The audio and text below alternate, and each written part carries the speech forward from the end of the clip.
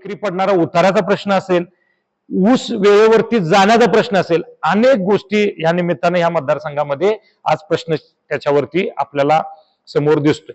तर ह्या सगळ्या गोष्टी भविष्यात सोडवण्याच्या दृष्टिकोनातून आपण काय करू शकतो का, आपल्या काय आयडिया आहेत, आपल्याला काय तर काम करायचं, ह्या दृष्टिकोनातून आम्ही सुद्धा त्या दृष्टिकोनातून प्रयत्नशील आहे. माझ्यामध्ये ऑक्टोबरच्या 21 तारखेला मागं 2019ला मतदान झालं होतं, 24 ऑक्टोबरला निकाल झाला होता.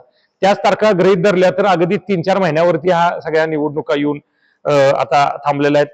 त्यामुळं आपण आपली सकारात्मक भूमिका घेऊन या मतदारसंघामध्ये जास्तीत जास्त लोकसंपर्क करणं, जे काही प्रश्न सोडवण्या योग्य आहेत, सोडवू शकत असेल त्याचा पाठपुरावा करणं, ते ह्या सरकारचे उपयोग करून, सरकारच्या ह्या सत्तेचा वापर करून जास्तीत जास्त या प्रश्नांना न्याय देण्यासाठी प्रयत्न करणं, एक सकारात्मक वातावरण आपल्याबद्दल ह्या मतदारसंघात तयार करण्याची भूमिका आम्ही सगळेजण आता घेतोय. आणि त्याप्रमाणे राष्ट्रवादी काँग्रेसच्या वतीनं आम्ही सगळेजण आता इथं कामाला लागलेलो आहे.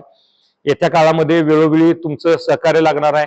अनेक काही मुद्दे आम्ही घेत असून पण त्याला लोकांच्यातून आवाज उठवणं, त्याला तुमची मदत असणं, त्या योग्य प्रकारे त्याचं प्रेझेंटेशन मांडणं, हे सुद्धा तुमची पण एक थर्ड आय म्हणून भूमिका असली पाहिजे. शेवटी राजकारणामध्ये आम्ही एकटे काहीच करू शकत नाही. एखाद्या प्रश्नाची महत्व वाढवण्याच्या निमित्तानं मीडिया तेवढाच आपल्याला महत्वपूर्ण असतो. तर तुमची देखील मदत आम्हाला त्यावेळी लागेल. तर त्यावेळी पक्ष मग आम्ही कुठले काय असं न विचार करता, मग विचारधारा तुम्ही एक त्रयस्थ म्हणून एखाद्या चांगल्या विषयाला न्याय देण्याच्या निमित्तानं तुम्ही आमच्या बरोबर राहिलं पाहिजे, अशी सुद्धा भूमिका या निमित्तानं मी इथं मांडतो. अनेक प्रश्न आहेत, अनेक गोष्टी आहेत की ज्या आपल्याला भविष्य काळात बोलायच्या आहेत, करायच्या आहेत आणि पुढे जायचं आहे. त्याची एक सुरुवात म्हणून आणि हे झालेल्याच्या वरती का झालं पेक्षा ह्याच्यातून शिकून आपण पुढे कसं जायचं आहे, ह्या दृष्टिकोनातून आपण आता सकारात्मकतेने काम करतोय.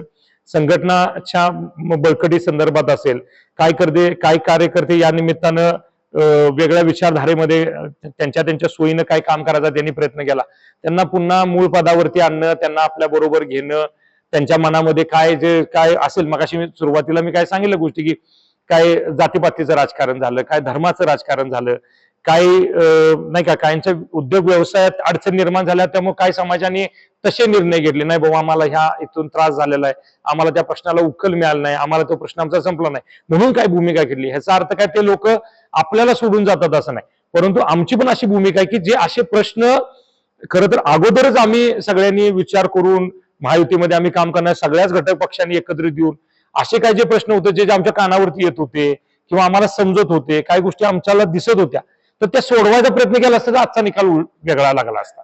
तर त्या दृष्टिकोनात आता तरी आपल्याला जर समजले असतील तर ते प्रत्येकानं आपापल्या परीनं ते सोडवायचा प्रयत्न केला पाहिजे, अशी सुद्धा भूमिका आम्ही घेतोय.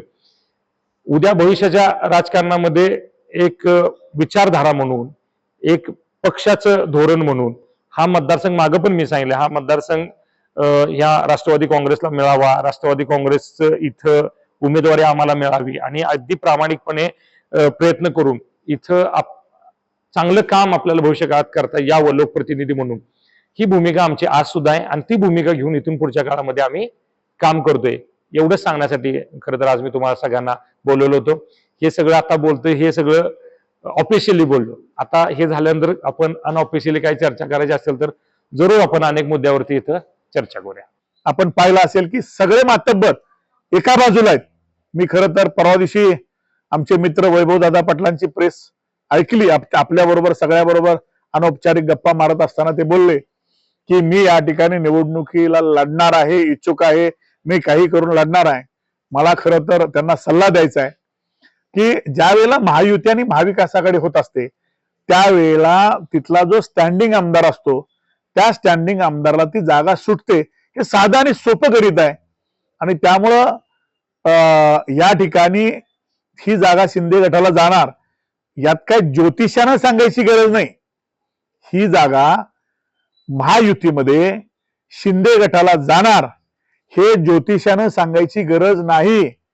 आणि त्यामुळं जे आज पडळकर असतील, वैभवदादा असतील, जे आज मोठ्या मोठ्या मेळावे घेत आहेत, मोठमोठ्या घोषणा करतायत, त्यांना माझं सांगणं आहे इथं तुमच्या महायुतीमध्ये शिंदे गटच लढेल, यात काही शंका नाही. तुम्हाला जर खऱ्या अर्थानं त्या ठिकाणी इथं निवडून यायचं असेल आणि इथं आपल्या विचारधारेचा आमदार म्हणून त्या ठिकाणी आमदारकी लढवायची असेल तर माझं पडळकरांनी वैभवदादांना आव्हान आहे की तुम्ही ही जागा शिवसेना उद्धव बाळासाहेब ठाकरे पक्ष लढवणार आहे. माझ्या पक्षाचा आमदार व्हावा, माझ्या पक्षाला एक जागा या सांगली जिल्ह्यात वाढावी, या उद्देशानं मी आमचे पदाधिकारी थांबायला तयार आहे.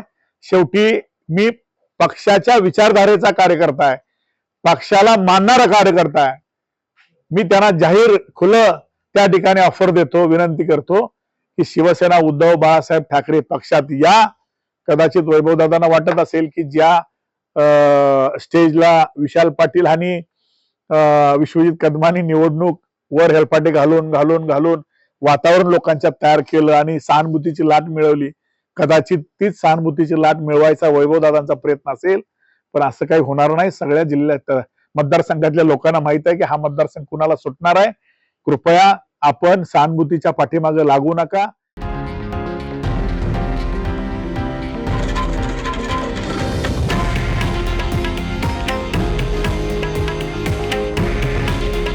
हे आहे देशातील नंबर 1 न्यूज नेटवर्क आणि आपण पाहत आहात TV9 मराठी.